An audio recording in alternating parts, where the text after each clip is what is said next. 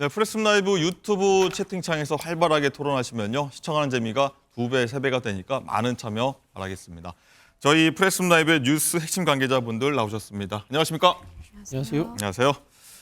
자, 더불어민주당 공천 관련 표현이요. 잡음에 이어서 갈등, 이제는 파동으로 바뀌었습니다. 공천 파동. 비명, 친문 학살이라는 표현까지 등장을 하는데 심상치 않다에서 이제 심각하다는 분석도 나오는데 오늘 자세히 살펴보도록 하겠습니다. 자, 장가 기자, 당 원로격입니다. 김부겸, 정세균 이 총리도 공개적으로 이재명 대표를 이제 공천 문제 때문에 이제 비판하고 나섰는데 뭐 문제가 좀 있다 이렇게 얘기하는 거죠. 그렇습니다. 이재명 대표의 책임론을 주장하면서 결자 해지를 요구를 했습니다. 자, 구체적으로 현재 진행되는 이 민주당 공천, 이재명 대표가 강조하는 이 시스템 공천은 객관성이 많이 훼손이 됐고, 그리고 공천 과정에서 당이 사분 오열되고 신뢰를 잃으면 국민의 마음도 잃고 결국에는 입법부도 넘겨준다고 우려를 한 겁니다. 그러면서 총선 승리를 위해 작은 이익을 내려놓고 국민 눈높이에 맞는 공천을 하라면서 이 결자 해지 방법까지 제시를 했습니다. 네, 이종훈 실장님, 네네. 일단은 두 전직 총리가 이재명 대표 책임론 제기를 했습니다. 공천 잡음 바로잡지 않으면 우리들도 총선 역할론 없을 거다. 뭐 이렇게 좀 문제 제기를 했는데 이 대표를 상당히 좀 압박을 했습니다. 해결하라고. 네, 그렇습니다. 어느 정당이든 당 원로가 나서서 공천을 주도하고 있는 대표에게 이렇게 압박을 한 사례가 있었나 싶어요. 거의 안 보입니다. 저도 기억에. 그런데 이분들의 어떤 움직임을 한번 기억해 보시죠. 이분들이 당의 어떤 사안마다 개입을 한 적은 없어요. 그죠? 네. 그만큼 신중하고 원로이기 때문에 모든 문제들을 전부 다 끌어안으면서 관망하면서 점잖게 아니 뭐 잘 됐으면 좋겠다 이 정도의 메시지를 늘 내던 분들입니다. 그런데 직접 나서서 굉장히 강하게 얘기하고 있습니다. 책임이 있다. 그리고 이것을 바로잡아라. 그리고 만약에 바로잡히지 않으면 나서지 않겠다. 이렇게 단계적으로 굉장히 높은 수위의 네. 발언을 했다는 건 그만큼 지금 이 당이 정상적이지 않다라는 뜻으로 보이고 또 이 두 사람 말고도 전직 국회의장들, 문희상 국회의장을 비롯해서 지금 나오고 있지만 이 국회의장들마저도 지금 목소리를 따로 내겠다 이렇게 얘기를 하고 있지 않습니까? 네. 그런데 한 가지 아쉬운 건 이거예요.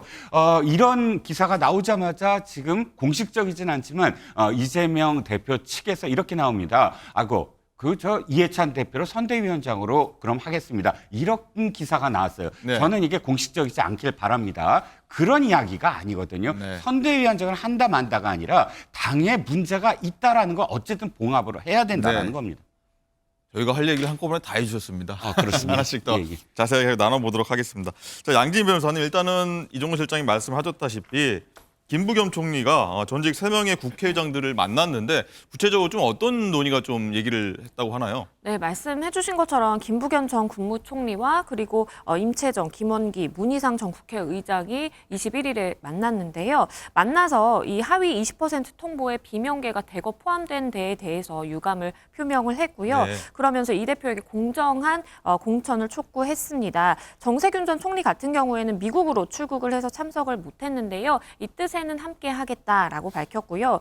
전직 총리와 이 원로들까지 불공정한 공천에 대해서 우려를 표명하면서 이재명 공천에 대한 우려가 야권 전체로 번지는 모양새로 비화가 됐고요. 아무래도 이재명 대표 입장에서는 조금 더 부담으로 작용할 가능성이 커졌다라는 시각이 많습니다. 네, 박지원 본장님, 일단은 전직 총리들 그리고 전직 국회의장들이 지금 연달아 나섰습니다. 이렇게 얘기했다고 합니다. 이재명 대표 퇴진하라, 비대위 구성하라 이렇게 얘기를 했다고 하는데 그만큼 공천 상황이 좀 심각하다 이렇게 보는 뜻이 우세할 것 같은데 당 상황 어떻습니까? 뭐 일부에서 그런 이야기를 했을 수도 있는데요. 예, 이건요 공천 때마다 늘 있는 일이었습니다. 늘 있다. 제가 구체적인 예를 들어볼게요. 제가 그 당사자입니다. 2020년에 저와 경선했던 분이 서류 심사에서 컷오프 됐어요. 그런데 전직 국회의장과 또 이 원로의 도움을 받아서 다시 살아오더라고요. 그런데 그때는 왜 조용하고 지금은 문제가 되느냐? 이거는 이제 이재명 체제가 좀 허약한 측면이 있고요. 야당이라는 측면도 존재하고 있지 않나 이런 생각이 들고요. 지금 이 민주당이 하고 있는 이 시스템 공천이라는 것은 2016년도에 만든 방식입니다. 2016년도에 그 당시 대표가 김종인 비대위원장입니다. 네. 특유의 카리스마로 당을 장악했습니다. 2020년에도 거의 똑같았습니다. 2020년하고 지금은 룰이라든가 방식이 완전히 똑같습니다. 그때 이해찬 대표가 했습니다. 완벽하게 당을 장악했습니다. 그리고 또 그 당시엔 또 여당이라는 장점이 있었습니다. 지금 국민의힘 보면은 마찰이 덜하지 않습니까? 공천 낙선자들에게 갈 자리를 만들어줄 수 여당이니까. 있거든요. 그죠? 예. 예, 그런 부분들이 있기 때문에 정리가 되는데 지금은 이제 그게 좀 부족하다 보니까 극단적으로 내가 지금 이 자리에서 공천을 못 받고 내몰리면 정치적으로 매장되는 거야. 라는 생각을 하다 보니까 이 대상자들이 극단적인 지금 행동을 하고 그리고 또 이 원로들에게 찾아가는 것 같아요. 전화도 드리고. 그러다 보니까 원로들이 오랜 인간관계들 속에서 거기에 대해서 메시지를 내줄 수밖에 없는 상황. 그런 분들도 있을 거고요. 물론 개중에는 이재명 체제에 대해서 불만을 가진 분도 있을 네. 것이다. 그런 생각이 드는데 저는 갈등이 있는 것은 민주주의에서 어쩔 수 없다는 생각이 들고요. 수습하는 과정이 얼마나 또 매끄러운가 하는 것은 이재명 대표의 실력이 아닌가 그런 생각이 듭니다. 그러면 말씀 듣다 보면 이재명 대표가 당을 장악하려는 과정이다라고 좀 해석을 하면 되는 걸까요? 당을 장악한다라는 표현은 좀 과하고요. 네. 대표를 중심으로 해서 정당이 운영되는 것은 당연한 겁니다. 당원에 의해서 뽑혔기 때문에요. 네. 그 과정에서 과거와 똑같은 시스템으로 지금 공천을 하잖아요. 근데 불만을 터뜨립니다. 이거는 결국은 뭐냐면요. 이재명 대표에 대해서 불만을 가진 세력이 굉장히 크게 존재하고 있다는 겁니다. 그리고 친명이라고 하는 세력이 사실은 알고 보면은 소수에 불과하다는 것의 반증이기도 합니다. 2020년에 이해찬 대표 체제가 그렇게 강력했던 이유는 이해찬 대표가 주류 중에 주류였거든요. 그러다 보니까 당이 완벽하게 장악이 된 거였거든요. 저는 뭐 이런 갈등은 뭐 어쩔 수밖에 없다라는 생각이 들고 원로들이 비판한 만큼 수습 과정에서도 같이 참여해서 수습해야 되지 않겠느냐라는 제가 역제안을 드리고 싶습니다. 네. 이종훈 실장님, 아까 네. 이해찬 전 대표를 선대위원장으로 임명하는 검토하는 방안이 좀 검토 중이다. 이런 얘기 아까 좀 언급하셨었는데 네. 전직 총리들, 김부겸, 정세균 전 총리가 공동 선대위원장으로 간다는 뭐 사실 관측 이런 것도 있었는데 네네. 이해찬 전 대표 얘기가 나오는 거 보면은 네. 좀 선회했다. 네. 이렇게 좀 봐야 되는 걸까요? 그렇죠. 그런데 사실 아까도 말씀드렸지만 이건 해결 방안이 될 수가 없어요. 선대위원장을 누가 하느냐 안 하느냐가 지금 총리와 국회의장들의 반발이 아니거든요. 네. 그건 아까도 말씀을 드렸지만 선대위원장 안 하겠습니다 한다고 해서 크게 이 선거에 영향을 미치진 않아요. 선대위원장의 역할이 공동선대위원장의 역할이 사실상 상징적이거든요. 힘을 실어주거나. 그렇죠. 뭐 그런데 중요한 건 이 당이 문제가 있다라는 거를 지금 드러낸 셈이 됐잖아요. 그것이 해결되지 아니한 상태로 지금 이 당이 선거를 맞이한다라는 그런 상황이고요. 한 가지 제가 덧붙일 말씀은 이겁니다. 2020년 이해찬 대표가 똑같은 어떤 시스템으로 할 때와 다른 점이 딱 두 가지가 있어요. 뭔가요? 많지만 하나는 뭐냐면 이해찬 대표에게 전권이 주어질 수 있었던 이유는 이해찬 대표가 사심이 없다라고 보여졌기 때문입니다. 불출마 선언도 했고요. 예. 자기 계파를 특정적으로 막 세우고 해서 이 당내 이해찬 계파가 이렇게까지 공천을 받고 있어라는 소리가 단 한마디도 안 나왔다는 겁니다. 그만큼 자신이 솔선수범했고요. 두 번째는 뭐냐면 이 당의 전통이 정적을 어느 정도는 예우를 했어요. 예를 들자면 이재명 대표가 경기도 지사로 공천 받잖아요. 그런데 그때는 문재인 대통령 시절이에요. 문재인 대통령하고는 경선에서 계속 두 번이나 붙습니다. 2012년, 2017년. 근데 2018년에 경기도지사 물론 자신이 전해철 의원하고 붙어서 당당하게 됐지만 그러나 공천 배제되지는 않았거든요.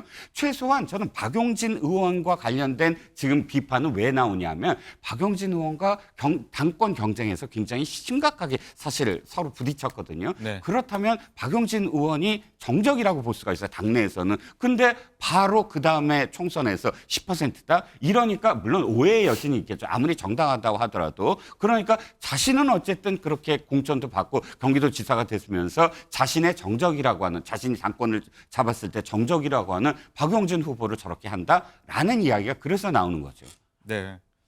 어쨌든 아까 박진영 부원장님 말씀하시면은 국민의힘 같은 경우에 한동훈 비대위원장 체제가 있어서 뭐 크게 여당이기도 하니까 문제가 안 나온다고 했는데 한동훈 비대위원장은 사실 좀 불출마 선언했지 않습니까? 그 부분이 조금 민주당과 정치적 다른 상황이 부분 다른 아닐까요? 거죠. 그걸 네. 똑같이 이야기하시면 좀 맞지 않다라는 생각이 들고요. 예. 이제 대선 때 경쟁했던 사람을 공천이 지금 뭐 어려운 상황, 점수가 적게 나왔으니까 문제가 있다. 이렇게 이야기하면 이거는 결과만 이야기하는 거예요.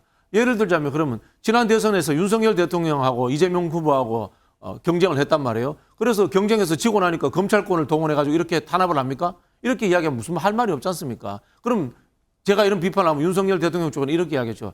검찰 법률적인 절차가 그런 거다라고 이렇게 할 거 아닙니까? 그죠? 지금 당 운영이라는 것도 생각을 해보면 이렇습니다. 왜 박영준 의원을 배려해? 박영준 의원을 배려하는 게 시스템을 헝클어뜨리는 거예요. 민주적이지 않은 거예요. 점수가 그렇게 나오는 걸 어떡합니까? 지금 이제 우리 이 언론에서 평론하시는 분들이라든가 이 저 국회의장 하시는 분들, 총리 하시는 분들이 저처럼 실무자 안 해보고요. 당의 시스템 구축 안 해봤으니까 그런 말씀 하시는 거예요. 지금 민주당이 어떻게 되어 있냐면요. 개인에게 아이디를 줘가지고 직접 들어가가지고 입력하도록 되어 있습니다. 그걸 바꿀 수가 없어요. 국회의원한테 아이디 부여되고요. 당직자한테 아이디 부여되고요. 그다음에 보좌관한테 아이디가 부여돼서 평가하게 되어 있습니다. 그 점수를 바꿀 수가 없는 거예요. 그 시스템은 존재하는 겁니다. 결과론적으로 당의 구성 요소가 당원들이 친명이 많기 때문에 결과가 그렇게 나왔다. 이렇게 비판하는 건 받아들일 수 있어요. 네. 그러나 그 과정 절차가 이 뭐 부정이 있었다, 시스템이 아니었다 이렇게 이야기하는 건 받아들일 수 없는 상황인 거예요. 네, 평가 방식도 그럼 사실 뭐 의견이 분분한데 한번 차차 얘기하도록 하고요. 자, 어쨌든 이 비명 학살, 뭐 친문 학살이라는 얘기가 나옵니다. 이 친문한 의원은요, 문재인 전 대통령도 최근 당 상황에 대해서 우려가 크다 이런 얘기를 했다고 하고요. 또 다른 친문 의원, 이제는 문 전 대통령이 좀 입장을 내야 한다는 요구가 크다 이렇게 얘기하는데 박지영 부원장님 여기에 대해서는 좀 어떻게 보십니까? 이분은 정치 안 하셔야 될 것 같은데요. 친문 의원이요? 이분이 어떤 분인지 모르겠는데 문재인 대통령과 이재명 대표의 갈등을 부추기는 발언하시는 거잖아요. 그래서 본인이 공천 받는데 유리하게 되고 싶다? 이렇게 정치하시면 안 되죠. 지금 민주당 내에 가장 큰 어른이 문재인 대통령이고 현재 그리고 또 미래를 보는 지도자가 이재명 대표인데 두 사람의 갈등을 이렇게 만들면 안 되는 거고요. 제가 하나 예를 들어 볼게요. 이번에 떨어졌던 현역 의원들이 경선에서 한 5-6명 됩니다. 그중에 광주의 이영석 의원, 윤영덕 의원, 그다음에 제주도의 송재호 의원 네. 다 친명입니다. 친명인데 떨어졌어요. 경선에서. 제주도에 이번에 이긴 분 문대림 그 후보라는 분은 대표적인 친문이에요. 그런 결과가 나오기도 합니다. 지금 이 당에 대해서 불만을 표하시는 분들 보면요. 지역구 내의 경쟁자가 굉장히 유력한 분들이에요. 그러다 보니까 본인이 불평 불만을 강하게 표시하고 있는 거고요. 지금 하위 통보 받은 분이 31명입니다. 31명 중에 6명, 7명이 본인은 나는 지금 하위 통보 받았다 이렇게 하는데 나머지 분들은 가만 계셔요. 그 이유가 뭐겠어요? 그분들은 지역구 경선에서 해볼 만하다. 그런 판단을 하니까 가만히 있는 거고요. 지금 전부 통보가 간 건가요? 전부 통보가 갔습니다. 네. 그리고 친문 주류라고 이야기할 수 있는 전해철 의원이라든가 박강원 의원이라든가 이런 분들은 아무 이야기도 안 합니다. 그분들은 경선 해볼 만하거든요. 결국은 이게 뭐냐면요. 개인이 경선에서 이길 가능성의 문제, 공천 받을 가능성의 문제를 가지고 당내 파 갈등을 오히려 증폭시키고 원로들에게 전화해가지고 이야기 좀 해주세요. 이렇게 부탁하는 거예요. 알겠습니다. 이종훈 실장님, 그리고 네. 문 전 대통령 같은 경우에는 이재명 대표하고 이달 초였나요? 2월 4일이었나요? 한번 오찬이 있었지 않습니까? 네. 그러고 나서 좀 분위기가 좀 달라졌다. 지금 박진영 부원장님 말씀하신 그런 해당 의원들이 이게 제대로 된 거 안 되고 있다. 이렇게 좀 불만을 갖고 있는 것 같은데 뭐 친문 의원들 사이에서는 이제는 좀 대통령이 좀 의견 좀 메시지를 내야 되는 거 아니냐 이런 요구도 있다고 하는데 어떻게 보십니까? 일단 공식적으로는 저는 박진영 부원장 얘기에 동의합니다. 그러니까 예를 들어서 현역 의원이 전직 대통령의 개입을 요구한다는 건 저는 그렇게 정도의 그 정책은 아니라고 봅니다. 하지만 이 얘기가 왜 나오냐는 거예요. 자, 국회의장 얘기를 다시 하면 국회의장이 한두 사람이 불만을 표시했다? 그러면 아이고 이거 전화 받아갖고 또 이렇게 누구를 챙기려고 하나 보다라는 비판을 받을 겁니다. 하지만 지금 5명입니다. 한 사람이 배반하면 배반이라고 얘기하지만 뭐 10사람이 얘기하면 그것은 리더가 잘못하는 것이거든요. 지금 5명이 이렇게 한 목소리를 낸 적이 있나요?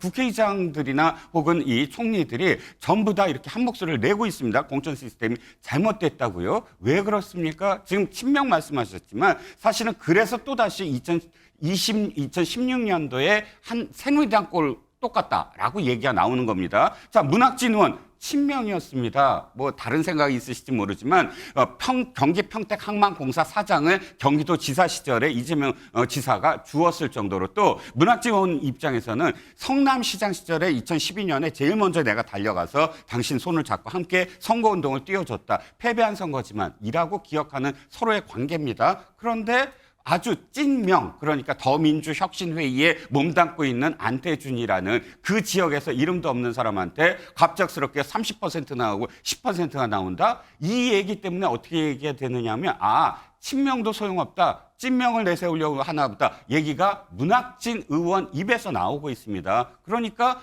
지금 국회의장이나 혹은 전직 총리가 개인적으로 누구한테 전화 받아서 아이고 이 사람들이 전화했으니까 우리가 나서겠다라고 이야기하는 것은 이분들을 좀 너무 폄훼하는 게 아닌가 싶습니다. 알겠습니다. 어쨌든 친문 의원들의 좀 반발이 이어지고 있는데 문 전 대통령과 이재명 대표 이달 초에 만났었다고 말씀드렸는데 거기서 어떤 말이 한번 오갔었는지 한번 듣고 오겠습니다. 문재인 대통령 역시 무엇보다 중요한 것은 함께 힘을 모으는 것이라고 다시 한번 강조하셨고요. 또 선거는 절박함과 간절함이 중요하다. 그래서 단결을 해야 된다. 그리고 이재명 당대표께서는 민주당은 용광로처럼 분열과 갈등을 녹여내서 단결하고 총선 승리를 위해 총력을 다할 것이다. 이렇게 말씀하셨습니다. 네, 박성준 대변인이 문 전 대통령 그리고 이재명 대표가 했던 말을 한번 옮겼는데 지금까지 그대로 가고 있는지는 시청자 여러분들이 한번 판단해 보시기 바랍니다. 자, 양진 변호사님, 이런 가운데 어제 민주당 의총이 열렸습니다. 의원총회가 열렸는데 이재명 대표가 빠진 상태로 열렸습니다. 그래서 좀 해당되는 의원들은 굉장히 좀 불공정 공천이다 이런 성토가 이어졌고 굉장한 성토의 장이 됐다고 하는데 현장 분위기 어땠나요? 네, 말씀해주신 것처럼 어제 오전 11시부터 약 2시간 동안 이제 의총이 열렸습니다. 그 자리에서는 오영환, 또 윤영찬, 송갑석, 전해철, 홍영표 의원들을 비롯해서 한 10명 정도가 발언권을 얻어서 발언을 이어갔는데요. 일단은 크게 두 가지로 나눠볼 수 있을 것 같습니다. 첫 번째는 이 이명백 민주당 공관위원장이 최근 현역 의원 평가 하위 20% 대상자들에게 직접 연락을 취하고 있는데요. 과연 이 평가가 공정한지 이 부분이 이제 언급이 됐고요. 두 번째는 여론조사 문제입니다. 각 지역에서 산발적으로 이루어진 정체불명의 여론조사에 대한 의문들도 제기가 됐는데요. 최근 특정 지역구에서 해당 지역의 현역인 비명계 의원을 제외하고 여론조사가 진행된 것에 대한 논란이 일었고요. 구체적으로는 인천 부평을, 또 서울 구로갑, 광주 서울갑 등이 거론이 됐습니다. 이 자리에서 조정식 민주당 사무총장이 당 차원의 이 비공식 여론조사를 실시한 것을 이날 이제 인정을 사실상 한 것으로 전해지는데요. 이 부분에 대해서 홍익표 원내대표도 당이 만약에 이러한 여론조사를 의뢰한 것이라면 청구서가 날아오게 돼 있다. 이 사실관계를 파악할 수 있도록 관련 내용을 철저하게 밝히고 또 반복되지 않도록 조치하겠다라고 밝혔습니다. 네. 말씀해 주셨고 이 비공개 의원총회가 끝난 뒤에 의원들이 나와서 어떤 불만을 굉장히 카메라 앞에서 쏟아냈는데 그 발언들 한번 듣고 오겠습니다. 이재명 대표의 사당화를 위한 공천이 돼서는 안 되고 의원들이 아주 울분에 차서 이야기를 많이 했는데 뭐 친문이다 비명이다 이런 사람들을 제거하는 것에 골몰하고 있는 거 아니냐.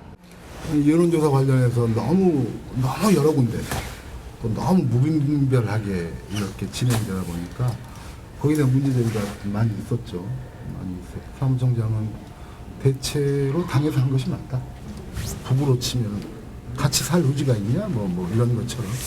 근데 근본적으로 이 선거를 누리려고 하는 건가라고 하는 것에 대해서 의구심을 받고 있는 상황이다. 싸우지 마시라고. 비 오고 다친다고. 내부적으로 알아냈는지만 말씀해 주시고 이따 대변인 얘기 들으세요. 없으신가요? 대형님들은 분명 의원님들 말씀하고 계시다고 다쳐요. 네. 네, 의원들 반발 얘기 그리고 정청래 최고는 중간에 의총 중간에 나와서 이제 기자들이 물어보는 과정까지 한번 영상으로 봤는데 박시영 부원장님, 일단은 이재명 대표가 불참을 했습니다. 의원총회. 의원들이 직접 불만을 좀 얘기하고 싶었는데 나오지 않아서 얘기를 자체를 하지 못했는데 일단 당 관계자에 따르면요, 이 대표가 뭐 의총 개최 자체를 좀 탐탁지 않았다 이런 보도가 좀 있는데 이 부분은 좀 어떻게 알 수 없죠. 예. 당 관계자 이분의 개인의 의견일 수도 있고 이분이 뭐 이재명 대표 네. 마음속에 들어가 보지도 않았을 텐데 이분 역시 저는 이재명 대표의 공천에 불만이 있으신 분이 아닌가 뭐 그런 생각이 들고요. 한편으로 보면은 뭐 당이 이걸 해결해야 되겠죠, 그죠? 피할 수만은 없는 겁니다만은 또 한편으로 보면은 역시 한국 정치의 고질적 병폐는 의원 중심의 특권 정치다라는 네. 생각이 듭니다. 당사자들이에요. 공천 받고 심사받는 당사자들이에요. 당사자들의 의견이 집중적으로 언론에 보도돼서 이 당내 갈등을 만드는 상황들. 또 다른 예를 볼게요. 지금 선거구 획정 안 됐습니다. 법률적으로 문제 있는 상황입니다. 자, 선거법 만드는 과정들 한번 보십시오. 그것도 문제가 늘 많았습니다. 왜? 당사자들이 직접 하는 거야. 국회의원들이 자기 선거구 조정하고 자기 법 만들고 자기 공천 가지고 난리치고 이게 제대로 된 정당 민주주의입니까? 저는 이런 근본적인 문제를 한번 좀 지적해 볼 수밖에 없다. 그런 생각이 들고요. 아까 여론조사 이야기하셨는데요. 당은요. 전략적인 판단을 위해서 특정인이 있는 곳에 다른 사람 여론조사를 할 수밖에 없습니다. 서병수 의원이 지역구 옮기잖아요. 그러면서 서병수 의원이 옮기는 지역구에 전재수 의원하고 같이 시뮬레이션 안 해봤을까요? 그럼 그 지역에 원래 서병수 의원이 가기 전에 그 지역에 당협위원장이 있습니다. 불만이 생길 수밖에 없습니다. 김태호 의원이 양산에 김두관 의원 지역구로 갑니다. 그 지역에 원래 김두관 의원하고 경쟁하고 있던 국민의힘 후보가 있습니다. 그 사람 불만을 가질 수밖에 없습니다. 그러나 정당은 전략적 판단을 통해서 상대를 이기기 위해서 여론조사를 넣어서 돌려보고 하는 것이 정당의 존재 이유고 정당이 하는 일입니다. 그걸 다 아실 만한 분들이 자기 지역구라고 하니까 정당 아무 일도 하지 말고 그걸 원래 있던 그대로 나 공천 줘. 네. 이렇게 특권을 발로해서 이야기하는 거예요. 알겠습니다. 저는 물론 이 공천이 깔끔하지 않다고 생각합니다만은 의원들이 직접적으로 자기 이익 관련해서 이런 식으로 당을 흔드는 것은 적절치 않다는 생각이 듭니다. 다시 한번 질문 하나 드리면 어쨌든 그 해당 의원들 같은 경우에는 좀 난감한 위치에 처했기 때문에 그래도 이재명 대표가 가서 얘기를 들어줄 수 있지 않을까. 뭐 다른 일정이 뭐가 있는지 모르겠으나 알려지지 않고 있는데 그럴 수 있지 않았을까요? 어땠을까요? 뭐 제가 뭐 알 수는 없습니다. 알 수는 없습니다만은 의원총회라는 것은 정책적인 것들만 이야기하게 되어 있고요. 원래 이래 정치적인 결재라든가 주요 당무에 대한 이야기를 하지 않도록 규정이 되어 있습니다. 근데 늘 이렇게 본인들이 오바해서 하고 있거든요. 알겠습니다. 이종훈 실장님 어쨌든 부원장님 말씀을 쭉 하셨는데 네. 어쨌든 여론조사입니다. 당내 기구에서 한 게 맞다고 시인했다고 하는데 어떻게 들으셨습니까? 공천관리기구 신뢰성 좀 타격이 있다 이런 얘기 좀 나오는데. 저는 뭐 박진영 위원장께서 말씀하신 이런 유형의 여론조사가 있다라는 거 인정합니다. 저도 기자 시절에 이렇게 여론조사를 돌려서 그걸 바탕으로 판단한다라는 이야기는 많이 들었어요. 예. 당의 공식적이지 아니한 어떤 여론조사도 있을 수 있다라고 들었습니다. 하지만 그러나 이건 구분해야 된다고 생각을 해요. 뭐냐면 실제로 그 지역구의 여론을 듣기 위해서 객관적으로 하느냐에 대한 문제입니다. 객관적으로 하려면 객관적인 기구가 해야 되겠죠. 객관적인 기구이려면 여론조사 심의위원회에 등록된 기구여야 되겠죠. 아니면 당 지도부의 그 누구와도 사실 관련이 없는 좀 더 객관적인 곳에 해야 그것을 수긍할 수가 있지 않겠습니까? 왜냐하면 그 당시에 그 지역에 있지 아니한 사람을 넣어서 객관적인 어떤 데이터를 바탕으로 해야 되는 것이기 때문에 그런데 지금 들여다보면 그렇지 않다는 겁니다. 첫 번째는 뭐냐면 개입하려는 의도. 어떤 의도냐면 특정 후보, 여기서 있지 아니한 어떤 사람을 여기에 꽂기 위해서 이 데이터를 굉장히 부풀리기 위해서 아예 질문을 조작하는 경우. 네. 예를 들어서 보면 다른 사람들은 그냥 직위가 거의 뭐 없는데 한 사람만 우리가 인재 영입한 4호 인재 영입의 어떤 직위다라고 이야기한다면 그건 결과가 당연히 그쪽에 좋게 나올 수밖에 없잖아요. 네. 그러니까 이렇게 이런 식의 어떤 질문을 넣거나 혹은 그 기구가 여심에 등록돼 있지 아니하고 또 어떤 특정 지도부와 연관되어 있는 흔적이 너무나 명백할 때 당연히 이 데이터를 기반으로 했다고 한다면 공정하지 못하다라는 이의 제기는 저는 충분하다고 네. 생각을 합니다. 알겠습니다. 이건 바로 잡아야 되겠는데요. 설문지 구성에 대한 비판은 맞습니다. 맞는데요. 지도부와 관련은 없이 해야 된다고 그런 것은 말이 안 됩니다. 지도부가 민주당의 집행부인데 집행부가 책임지고 그리고 거기에 대해서 공천 실무하기 위해서 자료를 받기 위해서 하는 건데 지도부와 관련 없이 한다는 것은 현실적으로 불가능하다는 말씀을 좀 드리겠습니다. 이를테면 지도와 관련이 있더라도 공정하게 예를 들면 이재명 대표가 성남시장 시절에 특정한 어떤 여론을 얻기 위해서 이를 채택했던 그런 여론조사 기관이다 그러면 그건 문제가 있잖아요. 객관적으로 그런 그 기관은 아닌 걸로 제가 알고 사실이 있습니다. 아니라고 일단은 사실이 아닙니다. 대변인이 얘기를 했고요. 자, 이쯤에서 얘기를 하고 이 얘기도 해보겠습니다. 50일의 저주. 50일의 저주라는 말이 나옵니다. 총선 50일 앞두고 민주당이 앞서가다가 작년 11월 보궐선거 이후에요. 흔들리고 있다.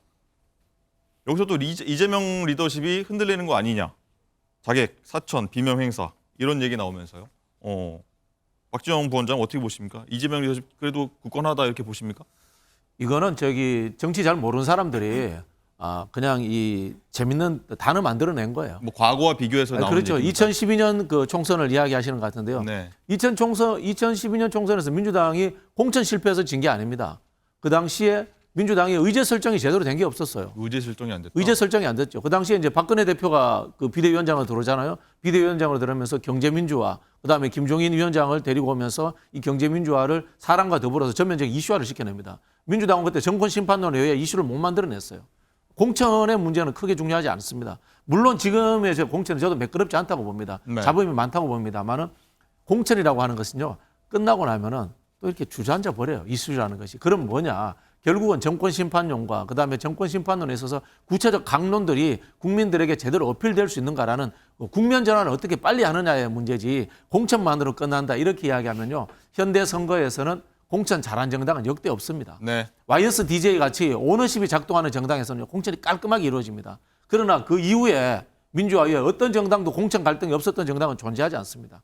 중요한 것은 공천이 아니라 의제와 그리고 국민들에게 어필할 수 있는 구체적인 하나의 이슈입니다. 네. 이 실장님은 어떻게 생각하실지 궁금합니다. 2012년 총선 대잡입니까? 아닙니까? 2012년 선거의 대잡이일 수도 있는데 저는 2012년보다는 2016년 선거의 대잡이 같아요. 16년이다. 2016년 선거에서 새누리당이 참패를 하거든요. 근데 2016년 선거에서 새누리당이 그때 당시에 180석 얻는다 이런 소리가 나왔었어요. 근데 사실상 2016년 선거, 2020년 선거 모두 다 졌습니다. 민주당은 어떨지 모르지만 이 국민의힘 계열 정당은 두 번의 선거 모두 다 공천 파동 때문에 졌다. 이거는 뭐 거의 뭐 정설입니다. 2016년도 옥새 들고 나르샤, 또 친박, 찐박, 멀박 뭐 이렇게 해서 20개의 어떤 그 박 시리즈가 나와요. 네. 당시 그런 상황 때문에 완전히 국민들로부터 유리됐다라는 건 너무 당연한 것이고요. 플러스 알파가 일단 또 정책이라든지 또는 뭐 공약이라든지 이런 거는 있을 수 있지만 그러나 싸우는 집안에게 표를 던질 사람이 있을까요? 저는 그래서 공천은 물론 잘했다가 아니라 공천 이렇게 다툼이 있지 아니한다. 연착륙시켜야 된다. 이것의 정당의 상당한 또 그런 플러스 요인이다라는 생각입니다. 알겠습니다. 장갈 기자, 오늘 논란이 이렇게 좀 이래저래 잡음이 나오는 가운데 이재명 대표의 대장동 변호인단은 공천 1차 관문 통과해서요. 현역 의원들과 1대1 경선이 확정됐다 하더라고요. 모두. 그렇습니다. 총 3명이 있는데요. 우선 광주 광산갑부터 먼저 살펴보겠습니다. 이재명 대표의 법률 특보인 박균택 변호사가 이용빈 현 의원과 경선을 치르게 됐고요. 그다음에 서울 금천에서는 조상호 민주당 법률위원회 부위원장과 최기상 의원이 경선을 치릅니다. 조상호 변호사는 금천구에서 선거운동을 하고 있는 와중에 임종석 전 비서실장의 출마를 선언한 서울 중성동갑 여론조사에 이름이 올라와서 대놓고 친명 원외 인사 공천하려고 한 거 아니야? 라는 말이 나왔던 인물입니다. 네. 그리고 이재명 대표의 측근이자 최근 1심 선고를 받은 김용 전 민주연구원장 변호인이었던 임윤태 변호사도 남양주 갑에서 최민희 전 의원과 경선을 벌입니다. 사실 저희가 이렇게 구구절절 설명을 드리는 건 시청자 여러분도 저희에게도 사실 좀 낯선 인물들인데요. 네. 한동훈 위원장도 이름도 못 들어본 사람이라면서 왜 민주당에서 이 인물들을 경선에 올렸을지 설명을 했습니다. 목소리 들어보시죠. 대장동 관련자들이 공천을 주도하고 있다는 얘기가 민주당에서 나오고 있고 대장동의 변호사들이 다 공천에서 순항하고 있습니다. 이름도 못 들어본 사람들이요. 저는 이렇게 말씀드리고 싶어요. 그분들은 대장동의 비밀을 알겠죠. 그러니까 이재명 대표 입장에서 무서울 겁니다. 공천을 줘야 하겠다는 생각이 있을 겁니다. 그런데 그건 공천으로 자기 범죄의 변호사비를 대납하는 겁니다. 그건 대장동 변호사비를 공천으로 대납하는 거죠. 도대체 어디까지 민주당을 이렇게 망가뜨릴 것인지 저는 묻고 싶습니다. 네, 공천으로 변호사비를 대납했다 뭐 이런 주장을 폈는데 부원장님, 일단은 어제 이명백 공관위원장이 이 지금 언급된 분들 경선 지역을 발표하면서요, 빅매치다 이렇게 소개를 했다고 합니다. 또 이를 두고서 또 비명계에서는 전형적인 특혜 아니냐 이렇게 얘기하는데 어떻게 들으셨습니까? 우리 한동훈 비대위원장이 진짜 과한 것 같아요. 제가 보기에는 이 특수부 검사 수준의 음모론이다. 이런 말씀 드리고 싶은데 당원과 지지자가 뭔지 모르니까 저런 말씀하시는 겁니다. 자, 민주당의 당원 구조가 지난번 전당대회 때 77.7%가 이재명 후보를 지지를 했습니다. 전당대회에서. 그리고 민주당의 지지자 대다수가 이재명 후보를 지지합니다. 그러면요, 그 사람들이 여론조사 전화를 받습니다. 그러면은 친명이라고 생각하는 사람에게 여론이 잘 나올 수밖에 없습니다. 이게 현실입니다. 그걸 어떻게 거역합니까? 자, 지난 대선에서 우리가 보기에는 윤석열 대통령이 되어서는 안 될 인물이라고 생각을 했습니다. 검사 출신이기 때문에 국정을 제대로 운영 못할 거라고 생각을 했습니다. 그러나 국민 전체에서 여론조사를 하고 투표를 해보니까요, 0.7% 앞서는데 어떡합니까? 예. 이게 국민의 현실이고 실제로 여론인 겁니다. 민주당의 구성이 그렇게 돼 있고요, 여론이 그렇게 나오는 겁니다. 그걸 이해를 못하니까 역시 저 당은 제대로 된 여론조사라든가 경선을 통하지 않고 폭력적으로 막 찍어 누르는구나라는 느낌을 반대로 줄 수 있는 겁니다. 그래서 함부로 좀 이런 말씀 안 하셨으면 좋겠고요. 제가 설명을 드릴게요. 이용빈, 박균택, 이용빈 의원 친명입니다. 최기상, 조상우, 최기상 의원도 친명입니다. 최민희, 이문태, 최민희 의원도 친명입니다. 왜 친명이냐고 말씀드리면요, 이용빈, 최기상, 최민희 의원, 최민희 전 의원 세 사람 다 현재 이재명 체제에서 당직을 맡고 있습니다. 네. 이 세 군데 다 친명 간의 대결입니다. 그렇게 이해해 주시면 좋겠고요. 민주당은 기본적으로 네. 적합도 조사라는 여론조사에 의해 가지고 전반적인 것들을 기준으로 한다는 말씀을 드리겠습니다. 네, 알겠습니다. 언급하신 위원들 인물들은 사실 뭐 친명이다 누가 규정할 수 없는 거고 일단 박진영 부원장 개인 의견이라는 사실도 한번 알려드리겠습니다. 자, 장가 기자, 공관위가 그래서 뭐 유명무실하다 뭐 이런 얘기까지 지금 나오고 있는 상황인데 하위 통보받은 비명계원 반발 많지 않습니까? 일단 이명백 공관위원장이 좀 진화에 나섰는데 어떻게 보십니까? 민주당 지도부, 공관위 어떤 얘기들 좀 많이 나오고 있습니까? 그러니까 대부분 이런 겁니다. 밀실 공천 없고 비명 학살 없다. 시스템 공천이다라는 겁니다. 네. 그런데 정작 하위 10% 평가를 받은 인물은 가랑이 밑을 기어가는 치욕을 견뎌내겠다. 이런 말까지 했는데요. 양측의 목소리를 차례로 들어보시죠. 이명백 공관위원장 전화가 왔고요. 그래서 저는 참 납득이 안 됩니다. 그랬더니 본인도 웃으시면서 저는 잘 모릅니다. 그냥 통보만 합니다. 그래서 알겠습니다. 그리고 전화는 금방 끊었고요. 전화는 상당히 좀 쿨하게 받으셨네요. 근데 약간 헛웃음도 나왔어요. 당이 정해놓은 그 원칙과 절차에 따라서 이루어지고 있기 때문에 비명계 학살이라는 것은 저는 근거가 없다고 보고 있고요. 최종 명단만 받았습니다. 네, 비명계 공천 학살 없다. 네, 하위 10% 들어가는지는 나는 어떤 근거인지는 나도 모르고 명단만 받았다. 이게 맞는 겁니까? 이게 원래? 공관위원장이 잘 모릅니까 원래? 그럴 수 있습니다. 근데 요거는 이제 저는 여기에 대해서 좀 비판적인데요. 예. 민주당이 이제 선출직 공직자 평가위원회라는 상설 기구를 가지고 있습니다. 거기에 대해서 4년 동안 평가를 합니다. 근데 평가 항목이 엄청나게 많아요. 점수도 1000점 만점입니다. 그러다 보니까 이게 굉장히 또 엄청 복잡합니다. 사실은 복잡하게 해놓은 이유가 지도부라든가 의도적 개입을 못하게 하려고 복잡하게 해놓은 것 같아요. 근데 이게 심플하지 않다 보니까 이 공관위원장이 내용을 받아서 쉽게 이해하기 어려울 수도 있습니다. 아까 뭐 말씀하신 200명이 참여하고 단면 평가 아니, 뭐 엄청나게 합니다. 근데 저는 이런 복잡한 제도 옳지 않다고 봐요. 예를 들어 볼게요. 박용진 의원 잘 알 겁니다. 2016년도에는 민주당이 컷오프를 했습니다. 아예 잘라버렸습니다. 이 명단 공개하고 20%를. 근데 그때는 어떻게 했냐면은 의원들 간 다면 평가를 했습니다. 다 아는 거예요. 누가 잘리는지. 그런 상황도 있는데 지금은 31명에게 개인적으로 통보했지 오픈하지도 않았어요. 그 정도 뭐 과지옥이다 이런 이야기 하시면 안 된다는 게요. 저는 국민 앞에서, 당원 앞에서, 지지자 앞에서 정치하시는 분들은 모든 것을 투명하게 밝혀져야 된다고 봅니다. 네. 보통 우리 교수들도 강의 평가제 합니다. 우리 PD들도 그다음에 저기 앵커들도 다 평가받습니다. 그게 다 공개됩니다. 근데 왜 국회의원들은 자기가 평가받는 것을 공개하면 안 되고 평가하면 안 됩니까? 이거야말로 저는 특권의식이다. 그런 생각이 듭니다. 네. 저희가 사실 평가받지는 않는데 알겠습니다. 자, 이종원 실장님. 네. 시청률이요. 예. 그래서 당 지도부가 임 위원장 잘 난 모른다라고 얘기를 하니까 사실상 들러리로 세운 거 아니냐, 이용한 거 아니냐 이런 얘기까지 나오고 있다더라고요. 그러게요. 그러니까 임명백 공관위원장이 지금 표현했다는 게 만약 사실이라면 나는 모릅니다. 전달만 합니다. 한다면 그러면 임명백 공관위원장이 아니라 그 누가 그 자리를 하더라도 할 수 있는 자리 아닌가요? 아니 그렇게 그 시스템에 의해서 명단이 왔고 나는 몰라도 되는데 어쨌든 그냥 통보만 하고 끝. 그러면 공관위원장의 자리를 왜 해야 되는지에 대해서 묻고 싶습니다. 지금 좀 복잡하긴 해요. 민주당이 예를 들어서 선출직 평가위원장 따로 있고 위원 따로 있습니다. 전략공천위원장 따로 있고 위원 따로 있습니다. 네. 공관위원장 따로 있고 공관위원장 따로 있습니다. 하다 보니까 이번처럼 어떤 이의 제기가 굉장히 많이 나올 때 책임이 분산돼 버려요. 한 사람한테 책임이 집중되지 아니하고 그러니까 모두 다 책임을 지금 돌리고 있는 게 아니냐라는 소리가 나오거든요. 그건 어쨌든 시스템 때문이라고 하더라도 네.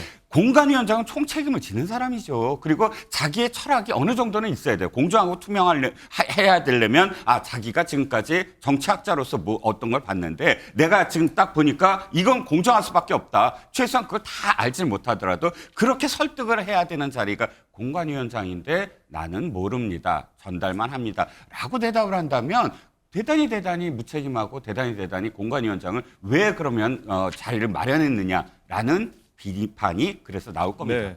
뭐 다양한 복잡함이 장점도 있을 수 있지만 네. 이번에 좀 단점으로 좀 부각되는 것 같다. 이렇게 한번 해석을 해보도록 하겠습니다. 자, 또 이렇게 좀 이상하다고 해야 될까요? 좀 이런 상황이 나왔습니다. 양지인 변호사님, 민주당 선관위원장이 이런 가운데 갑자기 또 사의를 표명했습니다. 이것도 어떻게 받아야 맞습니다. 됩니까? 정말 갑자기 사의를 표명했는데요.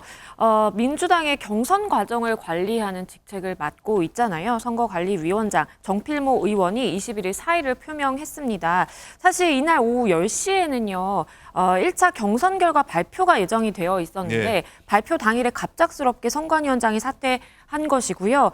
일각에서는 최근 당내 공천을 둘러싼 갈등의 문제 때문이 아니겠느냐라는 이야기가 나왔습니다. 네. 한 선관위 관계자는요. 건강상의 이유를 들어서 사의를 표명했다라고 알려지고 있는데요. 아무래도 이 정체불명의 여론조사가 실시가 됐다라는 이야기가 나오면서 이러한 공천 갈등으로 인해 사의를 표명했다라는 시각이 많습니다. 네.